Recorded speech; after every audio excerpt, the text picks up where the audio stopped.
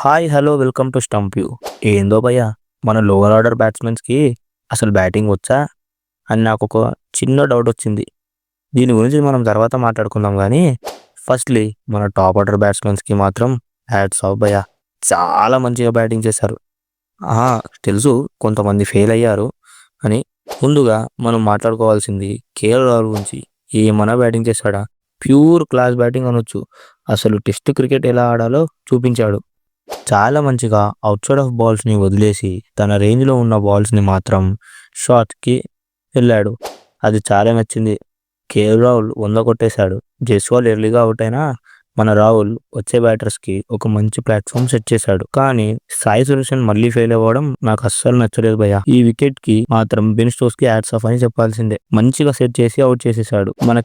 మన కెప్టెన్ గిల్ కూడా అంత ఇంప్రెస్ చేయలేకపోయాడు. దాని తర్వాత వచ్చాడు భయ్యా మన స్పైడీ. ఒంటి చేయితో ఊచకోత కోసాడని చెప్పాల్సిందే. పంత్ అయితే తన స్టైల్లోనే బ్యాటింగ్ చేశాడు.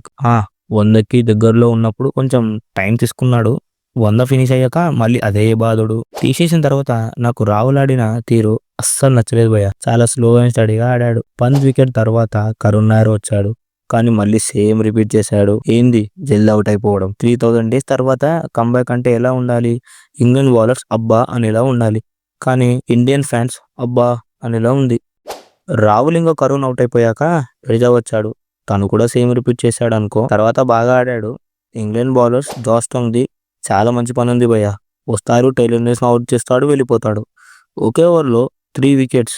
కానీ బెన్ స్టోక్స్ క్యాప్టెన్సీ బాగుందని చెప్పాలా, లేక మన బ్యాటర్స్ బాగా ఆడలేదని చెప్పాలా, ఏం చెప్పాలో నాకైతే అర్థం అవుతలేదు. మీరే చెప్పండి కామెంట్స్ రూపంలో. థర్డ్ సెషన్లోనే ఇంగ్లీష్ ప్లేయర్స్కి బ్యాటింగ్ దొరికింది. వాళ్ళు వాళ్ళ రీతిలోనే బ్యాటింగ్ చేశారు. 4th డే అయిపోయే వరకు England 21 for no loss. 5th డేలో ఫస్ట్ సెషన్ వరకు మన బౌలర్స్ వికెటే తీయలేకపోయారు ఇంగ్లీష్ బ్యాటర్స్ని.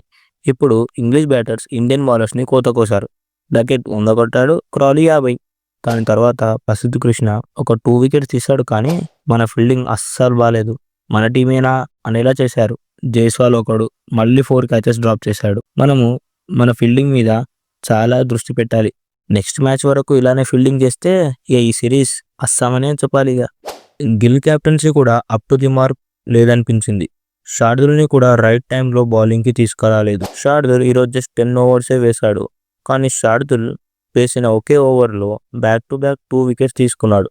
ఇండియాని గేమ్లోకి తెచ్చాడు. కానీ రూట్, బెన్ స్టోక్స్ మధ్యలో మళ్ళీ ఒక పార్ట్నర్షిప్ వచ్చింది. దాంతో చేజ్ ఇంకా ఈజీ అయిపోయింది. జడేజా స్టోక్స్ వికెట్ తీశాడు, కానీ మళ్ళీ జేమీ స్మిత్ ఇంకా రూట్ మధ్యలో 30 రన్స్ పార్ట్నర్షిప్ వచ్చింది. ఇది సరిపోయింది ఇంగ్లాండ్కి గెలవడానికి. అసలు చెప్పాలంటే ఇంగ్లాండ్ ఎక్కడ మ్యాచ్ గెలిచారంటే బుమ్రాకి ఒక్క వికెట్ కూడా ఇవ్వలేదు చూడు, అక్కడే ఇంగ్లాండ్ మ్యాచ్ గెలిచేసింది. ఇక లాస్ట్లో 4 కొట్టి జేమీ స్మిత్ మ్యాచ్ ఫినిష్ చేశాడు. చూడాలి ఇక నెక్స్ట్ మ్యాచ్ అయినా ఇండియా కంబ్యాక్ ఇస్తుందా లేదా. మీరేమనుకుంటున్నారో కామెంట్స్లో చెప్పండి. సరే, అంతవరకు మళ్ళీ కలుద్దాం. Bye guys. Like, share and subscribe చేయండి గాయ్స్ ప్లీజ్.